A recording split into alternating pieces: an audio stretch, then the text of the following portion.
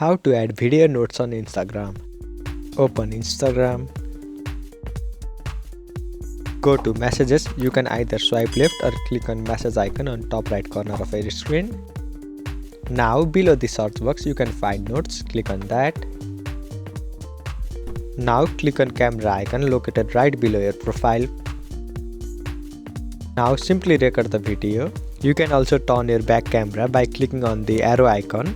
To record the video, click on the blue circle located on bottom of your screen. If you are not satisfied with the video, simply click on delete, or else you can click on the tick mark. You can also choose whom to share your note with. To select your audience, click on this arrow icon. Now select between close friends or followers you follow back. After selecting your audience, click on share icon on top right corner of your screen. Here you can see I have successfully added video note on Instagram. I hope you find this video helpful. Thank you for watching.